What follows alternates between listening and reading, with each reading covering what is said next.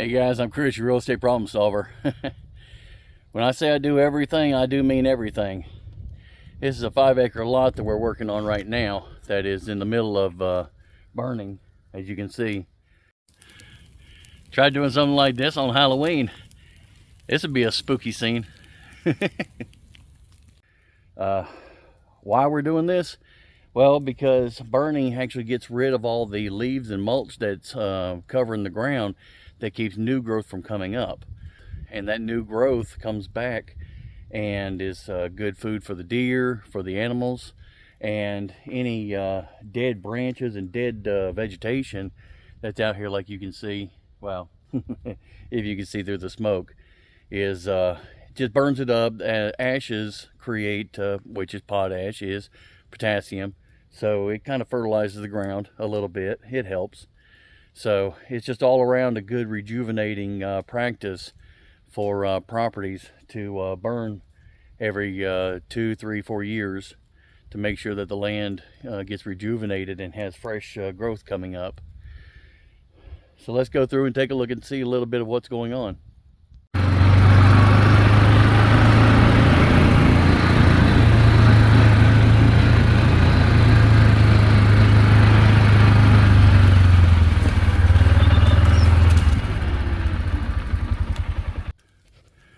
All right, so right here, you see, we've got our fire break here, which is only about 3 or 4 feet wide.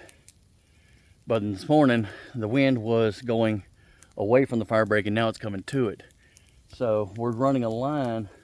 I'm grabbing the fire with the rake and kind of dragging it down here, and this is creating about a 12 or 14 foot of ash burned ground to help out with the fire break.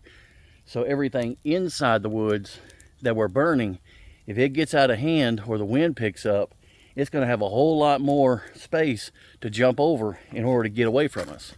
So using the fire to just kind of direct it and burn off a little bit of this stuff that's close to the fire break helps make your fire break bigger.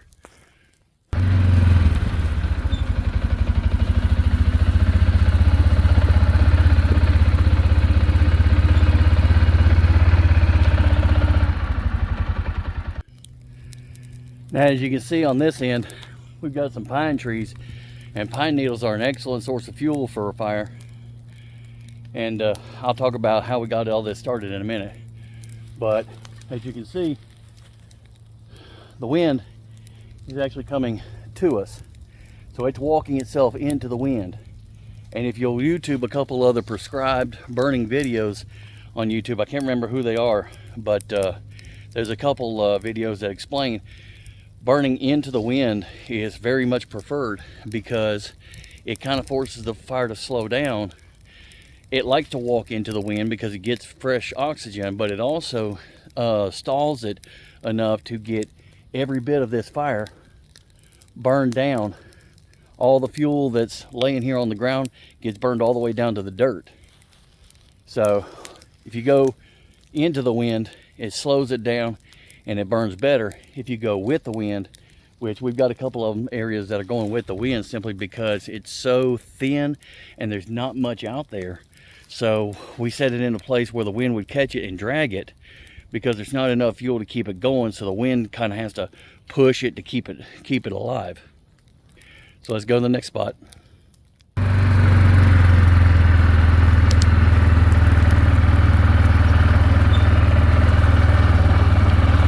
Put that one out. There we go. Run over it so it won't keep going.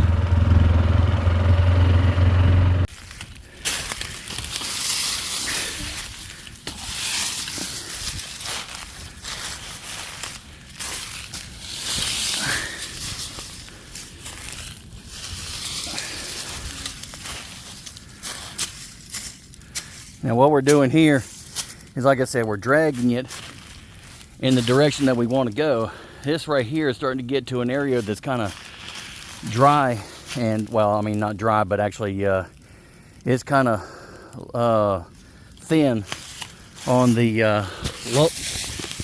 the mulch, leaves, and other stuff that we need to burn off. So what I'm doing is I'm dragging it to the next location, like right here, where we've got some fuel. And we're walking it all the way over there to that in order to keep the fire going and make sure that it covers all the ground that we're trying to do.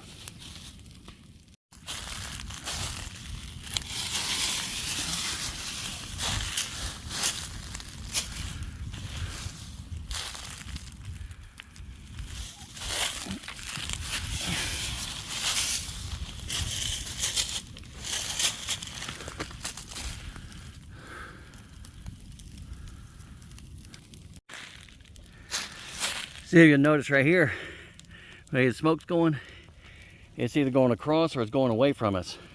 So this is actually walking into the wind, and it's going nice and slow, and it's burning everything before it goes to the next little bit.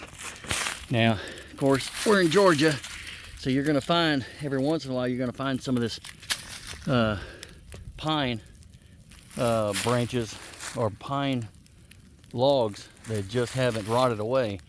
That is fat lighter. That is where the pine sap has soaked back into the wood and hardened it up, and that's your resin, your pine resin, and it's extremely flammable, and it's also tough, so the wood doesn't rot and it'll stay here. But once the fire catches a hold of that, it's gonna act like a torch. I actually use that as a torch to get the fire going.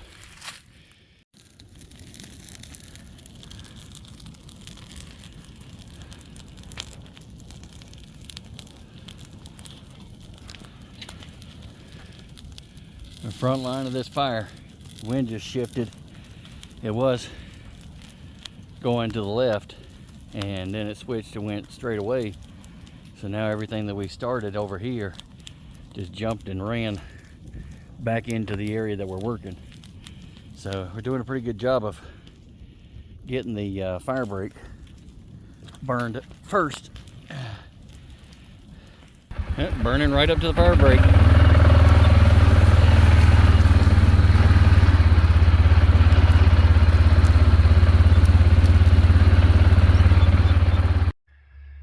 So when we started this project, this is attempt number 4.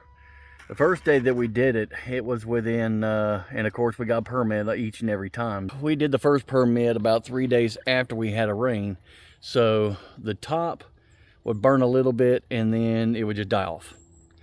And we tried it one more time, 3 times, nothing happened. Today, it's been 6 days since a decent rain. Day 3, we had a little bit of a morning drizzle and then it died off. That was incidentally attempt number 3, and it just didn't go anywhere. So today we've had 5 days minus that little bit of drizzle of dry weather where it's had time for this vegetation to dry out. Now, of course, pasture grasses and thick pines and all that, pines burn really good, grass burns really good. As a matter of fact, there's a couple places around here that we use the little grass patches to start this fire. What ultimately ended up happening was I walked through the woods with a can of diesel, sprinkled a little bit on areas where there were pine trees and dead branches, and it was fluffed up, so there was air in between it, and just took a lighter and lit it. We have been using a propane torch, and it works great, but we got a hole in the hose and I wasn't about to blow myself up, so shut it down and parked it. But ultimately what we did was we got on the downwind side and lit all the easy stuff: dry grass, dry pine needles, thick piles of loose leaves and pine needles, branches, and got those lit up. And then once they got lit up, they kind of started spreading, and we did that about every 20 or 30 feet.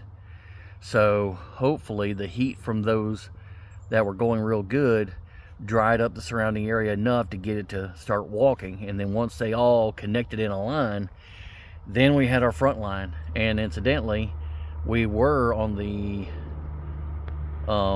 downwind side, and I was hoping that it would walk this way. Well, it didn't. The wind shifted, and now we're on the downwind side, or sorry, upwind side. And so now it's gone the other way, which is fine. We'll at least get half of this completed.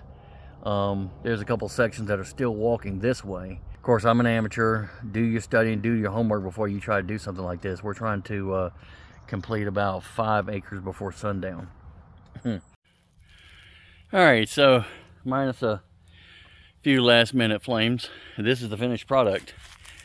So this area is already, the line's still moving that way, but this is the back side of the line where we started, and it did a pretty good job. We got about 90%, 95% of everything that can be burned. So what we end up doing, if I can get down here, this is about 90% burned. So there's just a little bit left under here. But like I said, this is what happens when you've got winds pushing it. But in our situation, if the wind didn't push it, it wouldn't have gone anywhere at all. So we've got all the top layer burned, and next time it rains, this will go into the ground.